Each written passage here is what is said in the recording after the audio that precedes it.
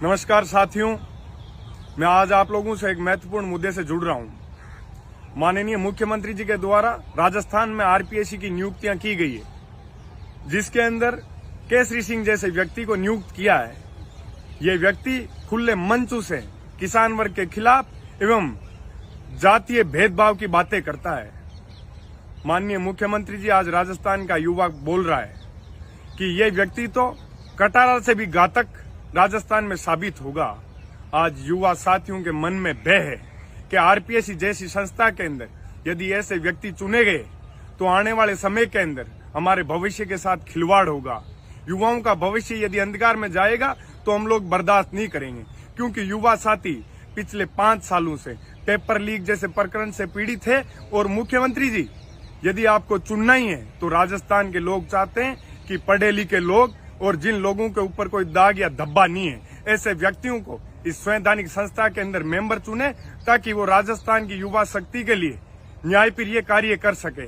क्योंकि ये केसरी सिंह तो कतई न्यायप्रिय कार्य इसलिए नहीं कर सकता क्योंकि इसके मन में किसान वर्ग के प्रति कूट कूट के नफरत की भावना भरी हुई है। इसलिए राजस्थान का युवा आपसे गुहार लगा रहा है कि मुख्यमंत्री जी इस व्यक्ति से तुरंत प्रभाव से इस्तीफा लें और युवाओं के भविष्य के लिए आप एक नई मिसाल पेश करें, अपना निर्णय लें। धन्यवाद। विधायक तो विरोध में है ही, लेकिन जो छात्र नेता कहते हैं अपने आप को अध्यक्ष कहते हैं, निर्मल चौधरी भी खुलकर विरोध कर रहे हैं कर्नल केसरी सिंह का।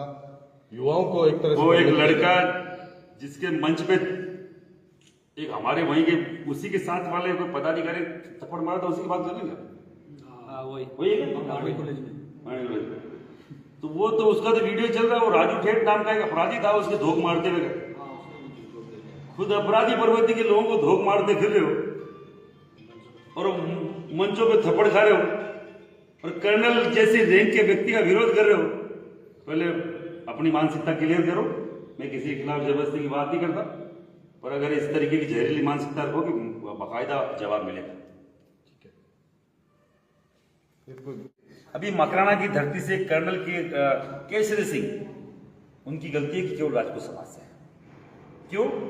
केवल एक राजपूत समाज से होने के कारण 32-33 विधायक लिखित में जाके दिल्ली में दे के आते हैं कि हम लोग इस्तीफा दे देंगे। इस्तीफा तुम्हारा हो चुका है यार, आचार संहिता लग चुकी, काहे का इस्तीफा है? तुम खुद टिकट की दौड़ में भाग रहे हो, इस्तीफा दे रहे हो। जबरदस्ती के ये जो प्रेशर की राजनीति करना बंद करो। और एक ही जाति बिरादरी के व्यक्ति, मैं बोल रहा हूं 32 की 32, चाहे वो राजपूत समाज के में होंगे उनमें कोई, वो 32-33 जो भी विधायक है उनका इन विधानसभा चुनाव में हम लोग बाकायदा छाती ठोक के विरोध करेंगे और उनको चुनाव में हरवाएंगे। ऐसे विधायकों की हमें जरूरत नहीं है जो एक फौजी का विरोध करे। फौजी कोई राजपूत जाति से नहीं होता, फौजी कोई जाति बिरादरी का नहीं होता। फौजी इस देश का फौजी किसी भी जाति से हो सकता है, फौजी फौजी होता है। फौजी का कोई जाति धर्म नहीं होता। अगर ये जातियों में बांट रहे हैं किसी फौजी को, तो मैं आपके चैनल के माध्यम से बोलना चाह रहा हूं ये सरासर गलत है और ये जातिवादी लोग हैं। मैं खुद राजपूत कंडीशनल चलाता हूं, राजपूतों की संस्था है, और मैं किसी पे और पे आरोप लगाऊं कि वो जातिवादी कर रहा है। अरे भाई, मैं खुद तो जाति की संस्था चला रहा हूं और किसी और पे आरोप लगा रहा हूं। पहले खुद के गिरबान में जाके कोई भी संस्था का व्यक्ति, राजपूत समाज के अलावा कोई भी जाति बिरादरी का व्यक्ति खुद की जाति की संस्था चला रहा है, किसी पे आरोप लगा रहा है कि जातिवाद कर रहे हो, फिर तुमने कौन सी दुकान खोल रखी? सब लोग खुद जाति बिरादरी के अलग अलग संगठन खोल रखे। और अगर कर्नल केसरी सिंह अकेला नहीं है, पूरा 3600 कौम उसके साथ है। श्री राजपूत कर्नल केसरी सिंह के साथ है। 3600 कौम का हर एक वो युवा जो इंडियन आर्मी को पसंद करता है, कर्नल केसरी सिंह के साथ है। उन्होंने यहाँ हमारे मकराना विधानसभा में किसी भी तरह की शानदार तरीके की अलग जगाई और हमने उसको देखा है।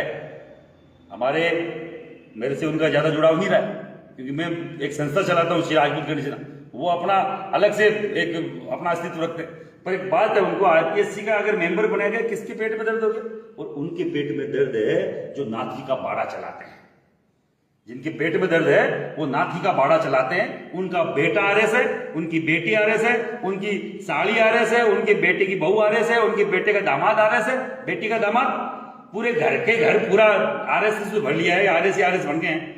वो अब गया है कोई सीबीआई का कोई कुछ ही मान लो आप, जो कहते हैं ना बड़ा कोई पहुंचा है उस बाड़े में, अब हिसाब करेगा उनका। इसलिए उनको दर्द हो रहा है कि जाके पूछेगा, पता करेगा कि किस तरीके से इन्होंने आरएस बना दी है। दर्द इनको ये है। तो मैं आपको बोलना चाह रहा हूं, जिस व्यक्ति ने कर्नल केसरी सिंह का, राजपूत समाज के व्यक्ति ने भी विरोध किया है और वो एमएलए में है, तो हम लोग उसको इस विधानसभा में नहीं आने देंगे। ऐसे किसी भी व्यक्ति को नहीं आने देंगे जो जहर फैला रहे हैं। आरपीएससी का अगर कोई मेंबर बनाया, सरकार ने सोच समझ के बनाया, क्या अशोक गहलोत को दिमाग नहीं था तो उनको बना दिया? अशोक गहलोत जैसा शानदार राजनीतिक व्यक्ति, क्या उसमें दिमाग नहीं है?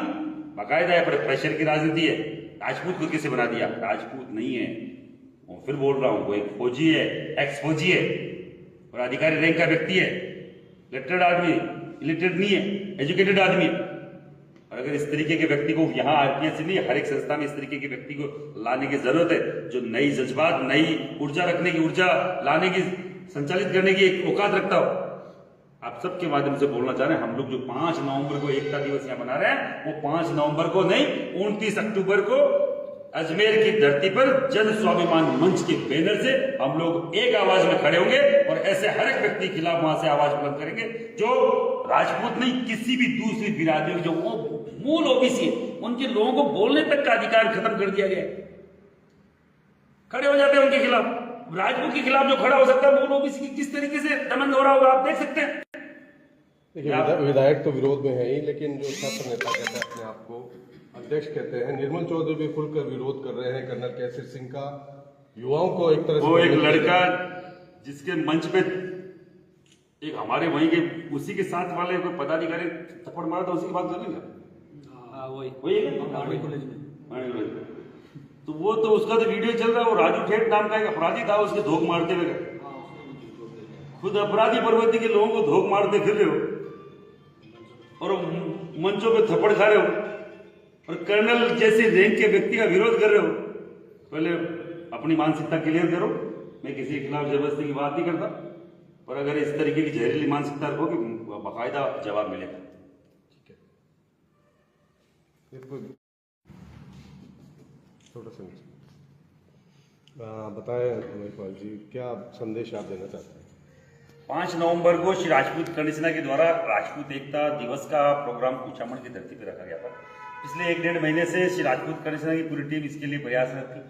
गांव-गांव, ढांड-ढांड जाकर सबको हम लोग उसके लिए सबको बता रहे थे, सबको निमंत्रण दे रहे थे कि आपको यहाँ 5 नवंबर को बताना है। और अभी 23 सितंबर को हम लोगों ने एक बड़ा प्रोग्राम उदयपुर की धरती पर किया था। उससे पहले पटना की धरती पे हमने 5 दिन पहले किया है, अभी 4 जून को जयपुर पे किया है। उसी कड़ी में हम लोग यहाँ भी एक एकता की ताकत, हम लोग कर्ण सेना की ताकत यहाँ दिखाना चाह रहे थे। राजपूत समाज की एकता इसलिए क्योंकि सामने चुनाव है, आचार संहिता लग चुकी है और हमारी जितनी भी डिमांड थी राज्य सरकार से, वो तो अब आचार संहिता लगने के बाद राज्य सरकार नाम का कोई चीज यहाँ पे नहीं है। तो जो भी 5 मुद्दे थे, सभी के सभी मुद्दे राज्य सरकार के हमारे मुद्दे थे। एक मुद्दा केंद्र का था, 4 राज्य सरकार के थे। सभी ने हम लोगों ने डिस्कस किया कि जब सरकार नहीं है तो मुद्दे आने वाली सरकार के लिए, आने वाली सरकार के समीप किया जाए। दूसरा, 100 किलोमीटर के डिस्टेंस में दो बड़े प्रोग्राम थे। 29 तारीख को जन स्वाभिमान मंच, जो समताराम जी महाराज राज ऋषि है राजपूत समाज के और सभी छत्तीसगढ़ कौम के, उन्होंने एक प्रोग्राम रखा है जन स्वाभिमान मंच के बैनर से 29 तारीख को।